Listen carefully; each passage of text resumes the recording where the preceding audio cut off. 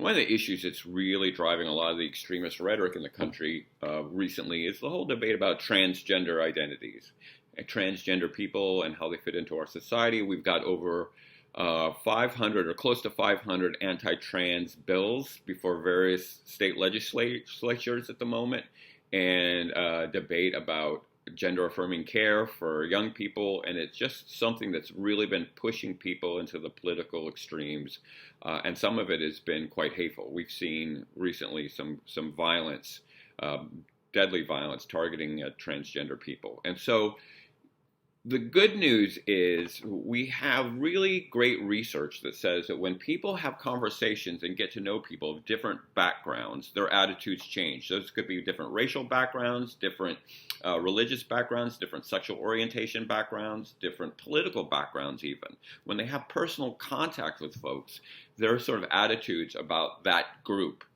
tends to shift. And one of the clearest examples of this has been the 10-year shift in this country on attitudes towards same-sex marriage. If we look at the survey data from 2010, the majority of Americans did not believe in marriage equality, did not believe that gay people should be allowed to marry the people that they love. That included, by the way, the President of the United States at the time, Barack Obama. When we flash forward 10 years later, we find that the majority of Americans believe in marriage equality, and that includes Barack Obama as well as conservatives. The majority of Americans now believe that gay people should have the right to marry. And what happened in that 10-year period? Well, what happened was the gay people themselves came out and said, "Hey, I work with you. I'm in your family. I'm your neighbor. I'm your teacher. I'm this person that you know, and I happen to be gay. Shouldn't I have the same right to get married that you do?" And people were like, "Oh yeah, I know this person. I don't want them discriminated against. Yeah, let them have that right." And we saw this incredible shift in attitude in a short 10-year period toward being mostly against same-sex marriage to being an overwhelming majority, including among conservative folks that support same-sex marriage. So there's great value in having these conversations with people who are different than you. And I suspect around the trans issue that there are a lot of people who know trans people who don't know they know trans people.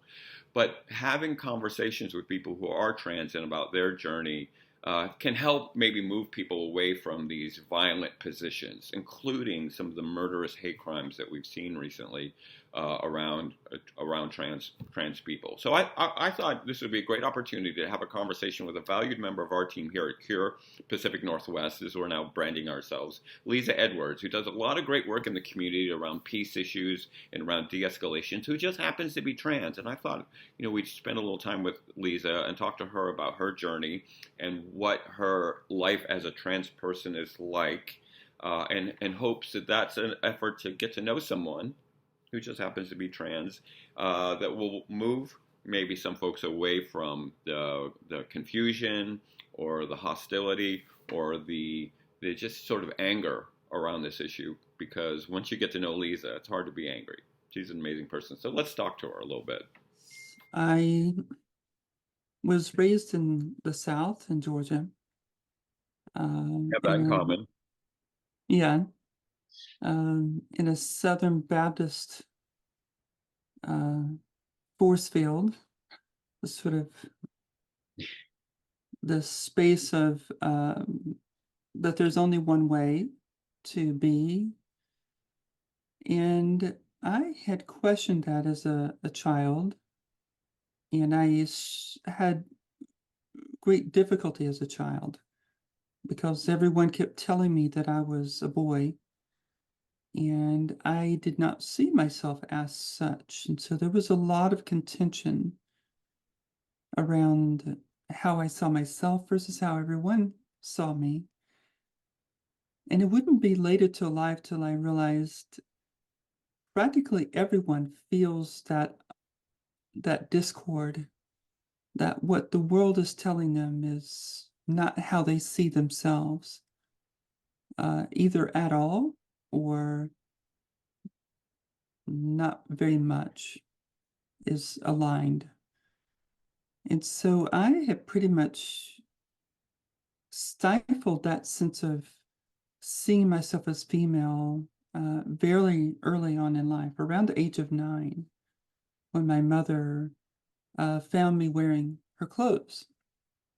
And in her Southern way, she ensured that we were never going to talk about this. It would never come up as a conversation. I would never tell anyone about this. And out of the fear of my mother's wrath, I closed down, which I did very well for most of my life, up until the age of 40. And so I had, like many people, went through young adulthood trying to fit in, even going to the point of trying to prove that if you're telling me this is who you believe I am, then I'm going to make that real for you then. And so as soon as I graduated high school, I joined the military. The most frightening thing that I felt that I could do. And there was several motivations. The overriding of that was I refused to rely on my parents after high school. I absolutely refused to have that dependency. And simultaneously needing to prove or reinforce that the world says that I am this person, that I need to maybe force myself into it and maybe life will be better. And I don't regret any aspect of being in the Air Force. I learned so much. My sense of being a disciplined person was reinforced greatly. And I still make my bed with hospital corners today. I pretty regimented in some aspects of my life. I've had very few relationships in my life because I didn't know who would be open to being with someone like me who didn't fit in that gender norm. And it wasn't until after the military that I would seek out therapy and having that struggle percolate up again in my life, realizing that I had to do something about this. I cannot continue through life hiding an aspect of myself. It's too much to bear. And that was when I started living my life as a more feminine persona. And then later in life, living in San Francisco, having given up most of my possessions and literally putting myself in a position to start over again in a very deliberate way. I blossomed in so many ways. In a sense, it was not having that certainty of how tomorrow was going to be, not having a certainty of having a stable home life or income. That allowed me the freedom to explore and be curious about life and meeting with Sikhs and priests and Buddhist monks to ask them, how did you get into that garb? What brought you to that way of living? And so that began a whole new level of curiosity for me. And that was a great gift that I gave to myself. Do you think being, being someone who's uh, has a little bit of an outsider status in our society is one of those things that led you to that journey to understand how other people see the world? I was just thinking as you were describing that, I talked to my sociology students about why there are so many Jewish scholars in the history of sociology, and one of the answers is you're a little bit on the outside as a Jew in WASP America or in a Catholic country, and so you have a little bit of outsider looking in perspective. Do you think you're, especially when you sort of transition to your identity, that helped you sort of wonder how I can better look at this world that I've been a part of? That's a beautiful way of framing it. Yes. No one's ever asked a question like that to me. That's an exquisite way of putting it. We could say that exploration of gender of what most people consider to be so elemental to myself as gender, to question that in such a profound way, and to do so over a long period of time. We could say that that was the door number one opening. We could put it that way, Yeah, and it that makes was sort of the yeah. So that was sort of like transition number one. I'm not fond of that word, but it's an appropriate word to use. yeah. Um, I think the cliche is a fish doesn't know it's in water until you take it out of water, and then it has that sense of right, perspective of like water is important to me. So if you have a yeah, chance to kind of step out and look back, could yeah. we go back to you at age 9? And I'm very interested in this idea of thinking about ourselves as gendered. One another thing I talk to my students about is white children often don't think about their race because they have a society that sort of makes everything white oriented. But children Mhm. of color often have to confront the fact that they are not white in this very white world, and think about race. And I think about gender sort of the same way, is that when we're kids, we don't really think a lot about we're just sort of living our lives in the sea that we swim in. And what does it mean to think about yourself?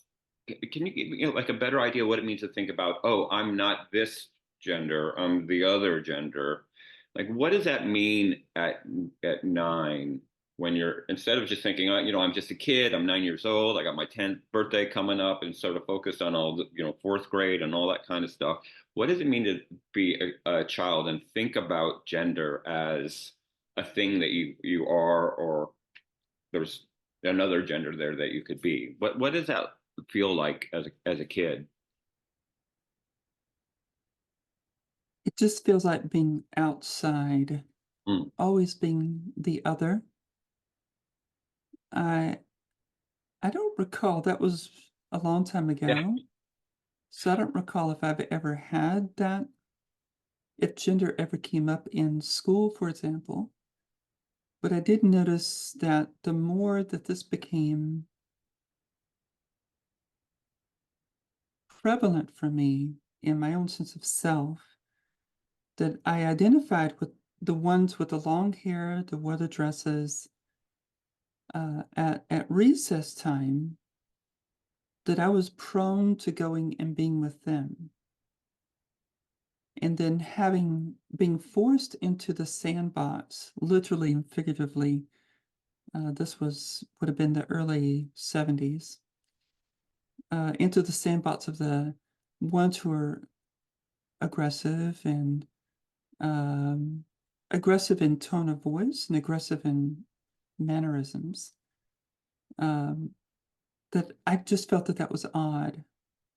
That there must be something wrong with me because I don't align myself. I don't see myself as having any sense of aggression or um, superiority or whatever comes up as we start to reach, uh, develop into adolescence. So, that's a very tumultuous time for children because we're always comparing ourselves to the other. Yeah, and that makes perfect sense, because my daughter is 9 right now, and I really see how the girls and the boys have sort of separated themselves into peer groups. So you're going to be measuring yourself against the peer, not against some larger sociological construct of gender, but Right. the people that you're hanging out with, your classmates. Yeah. Yeah. Yeah.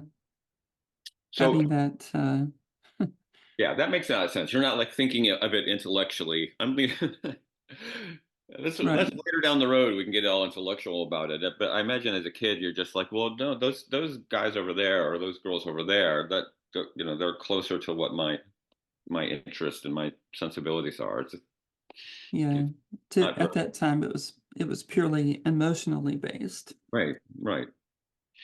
So this is a question I've sort of wrestled with in explaining, and I'm really hoping this is sort of like you're doing me a service by helping me wrestle with this question. So when I'm trying to talk about gender to my students in a sociology class, I try to really distinguish the notion between biological sex what the doctor says when the moment you're born, and this notion of gender as a more sociological construct, because gender, what is masculine and feminine? First of all, I have to do the air quotes when I say it.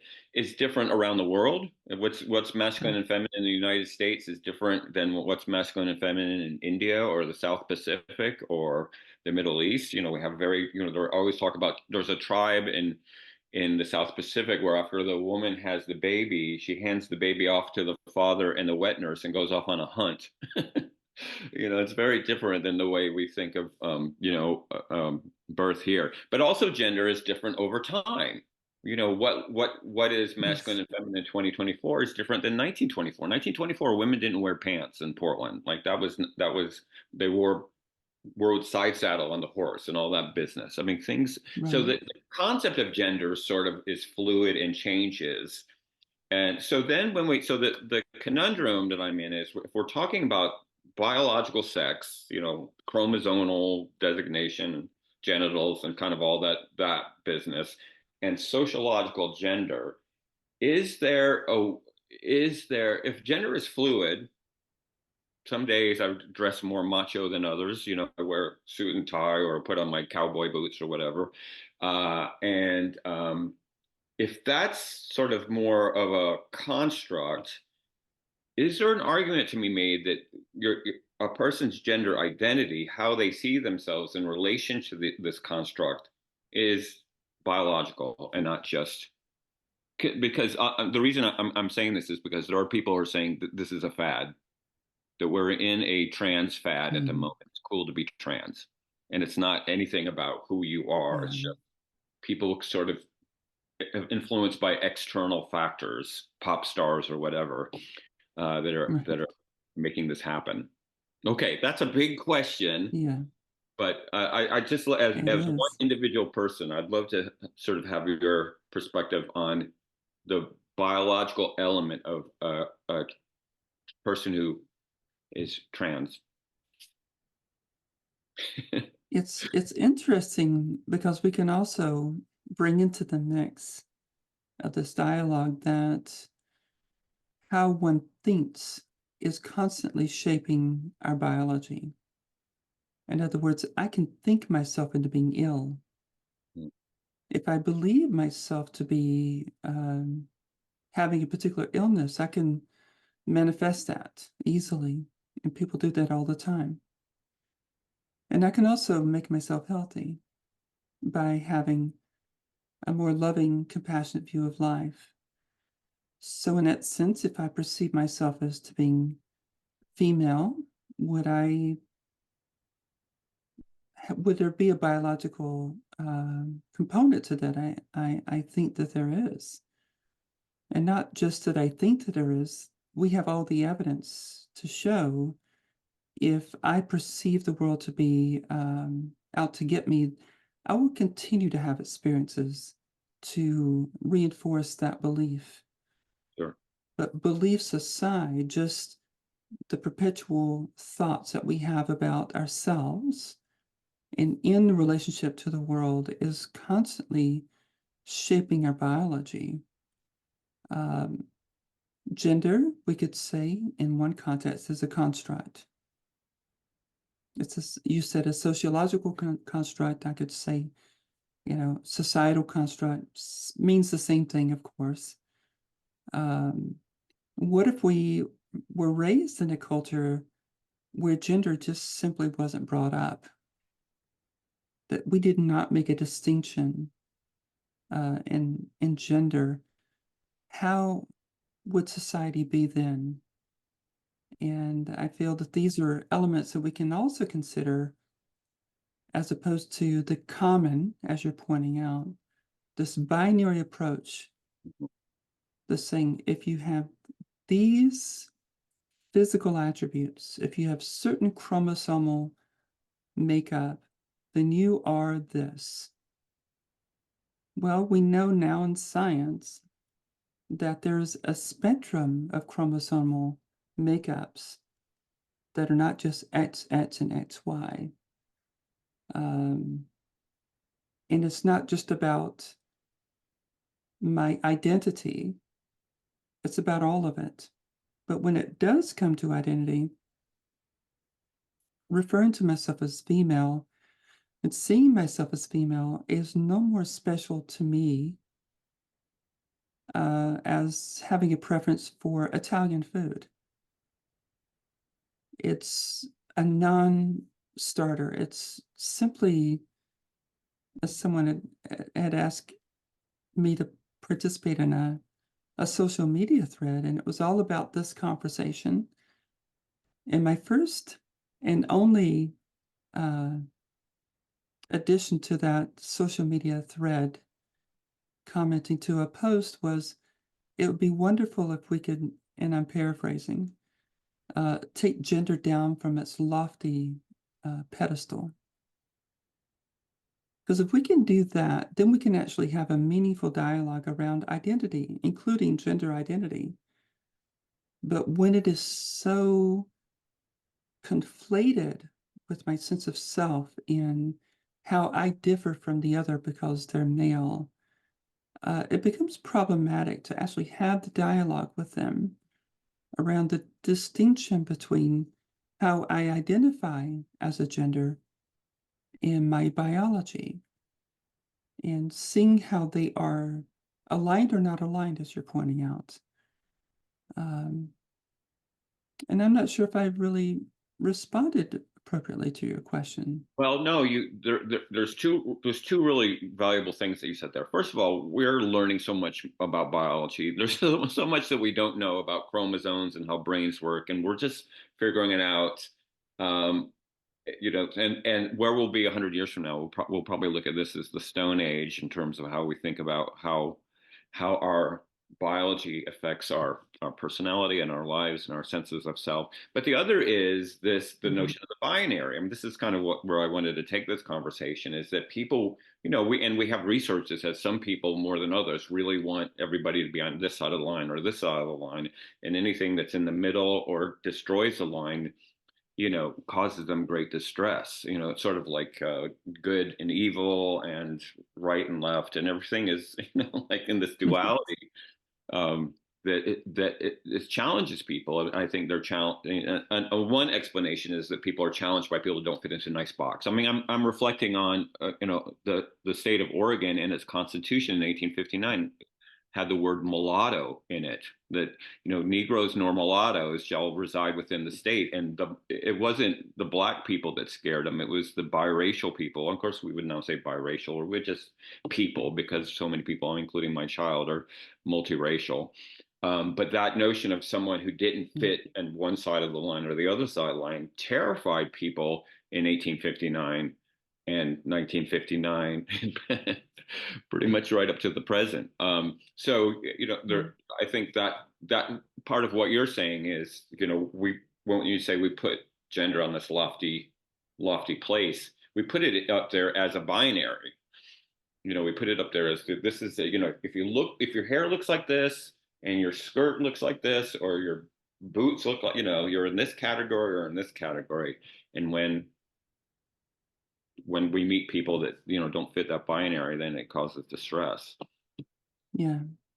So let And me. it's, Oh, sorry. Go ahead. I'd love to. I feel the difficulty that people experience in seeing beyond the binary is because, by and large, our culture is living from a place of deep-seated insecurity, a lot of fear, a lot of anxiety, a lot of discord, and that discord is lived in the mind and in the body. And so when you have such a discord where you absolutely need life to be black or white, and there can be no gradient, it makes it difficult to have a conversation, or much less a dialogue with them, that life is broader than your current perception, which has been informed by countless thoughts over decades to cultivate that perception that life is a certain way. And when you show up to be other, or you seem to be apart from my current perception of reality, then you become the problem for me. In the sense of my mother, when I came out to her, when I finally acknowledged, accepted myself as not having to live in this world that was crafted for me, to live in this perceptual framework that was foisted upon me, she immediately disowned me. Mm. She said, I'd love you, but I'll never see you again. Oh, oh, And so I'm standing there looking at my mother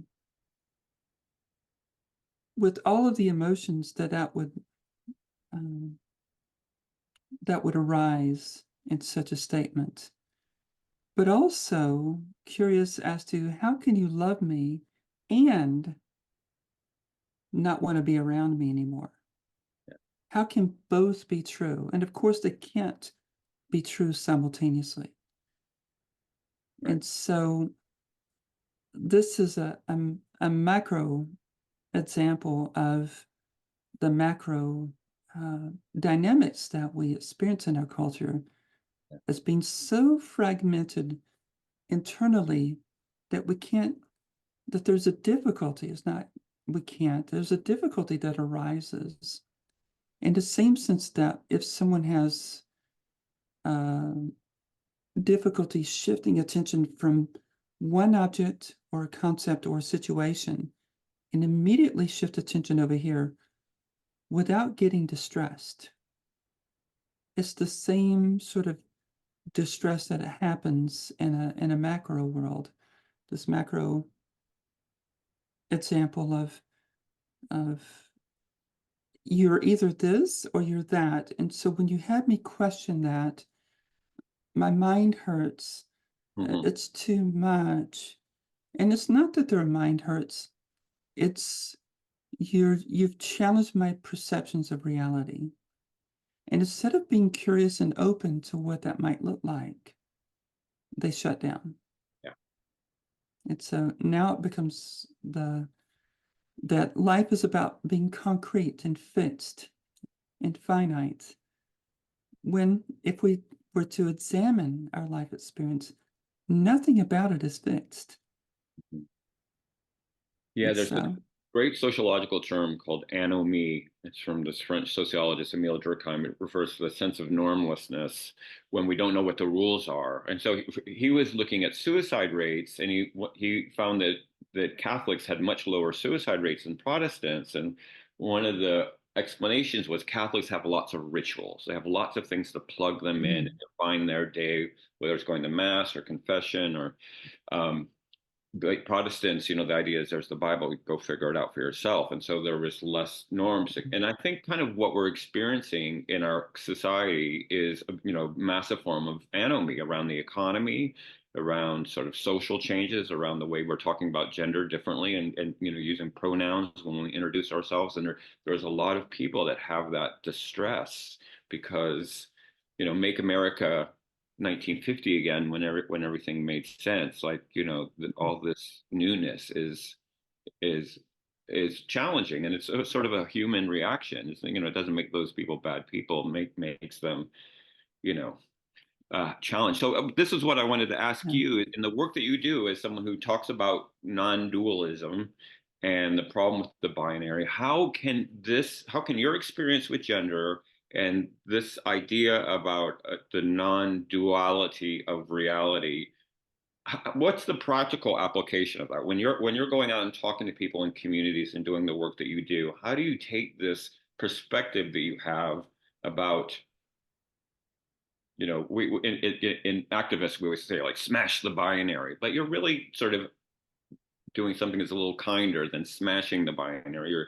I think you're helping people to see the limitations of it. So, Lisa, we've been having this really interesting conversation about the notion of living in a world that sees things in binaries, and that gender is one of those things that really sort of explodes the binary, and that your personal journey has sort of helped you to be less in the world of dualities. And I'm just wondering, in the work that you do in the community around peacemaking and around talking about things, including like the conversations about gender, how this perspective that you've developed over the course of your life helps you to engage with people in the community around these important issues. By first acknowledging that gender's been imbued in our culture, in our language, and given the technologies of the day, it's so easy to have an idea or an opinion and share it around the world instantaneously. And people will glom on to ideologies, without ever having investigated or considered if the ideology is sound. So acknowledging where people are, but not, I don't give in to that ideology, so I'm freed up. And I remain curious about where someone is coming from, where is the confusion, where's the fire, so to speak, and to be able to engage with people around what is so important to them. And oftentimes in my own community of people in the LGBT community, I seem to be an outsider in a sense, because I'm not one to rally around, picketing signs and that sort of thing, or needing to be the face of anything. And being far more contemplative around these issues and not rushing into judgment or opinion making. So being able to engage with people, it takes time to sort of throw water on the fire, but it starts with that acknowledgement. I see where you're coming from. I know where it's stemming from within. I know what perpetuates it, but I'd really love to know where you stand in this topic, and provide them that space. And amazingly, people will soften very quickly when they find that there's no one who's at war with them, who needs to have an ideological stance. And so they will soften up, and pretty fast. Yeah, that's so powerful, so powerful. Because one of the things that we've talked a lot about on this project is the power of being curious with people. Curious as a way of diffusing the kind of defensiveness and tension. And one of the things that you said to me one time that really made an impact is being curious about why this topic is so important to an individual. What is it about gender? Why are you posting all of the stuff? Why, are you showing up for this cause? What is really the motivating thing for you? And in the work that I've done over the years with sort of right wing extremists, often when you start asking those questions, it just sort of melts away because they don't really have, like, why is race so important to you? You find out that they just got caught up in a moment, and they haven't really sort of investigated in themselves why this issue is so motivating. And it turns out it's not really that motivating when you bother to have them reflect upon it. The motivation becomes fear and lack, and not self-awareness or love or compassion. There you go. There you go. Very different motivation. Yeah. But of course, fear and lack is exhausting, and it has a shelf life. Whereas Right. compassion and curiosity doesn't have that same shelf life. It endures, and I would suggest that it endures because love and compassion, I would say, is a human quality. It's innate in all of us. And it's not that it's been removed from us, it's just we have forgotten. And it's in that forgetting that we become ignorant. So then we fall prey to this language of division, of me versus them. And if I live from a place of insecurity, I will isolate and only surround myself with people who agree. Yeah. And so we have the world we have today. Yeah, I think that's a perfect analysis about why things are the way they are. We're in our silos where all our anger just gets magnified and feeds on itself without having these very human conversations about the things that we care about, like love and understanding. Yeah. I feel like I'm going to sound like an Al Green song in a moment. Leeza, thanks so much. I mean, your perspective is so valuable.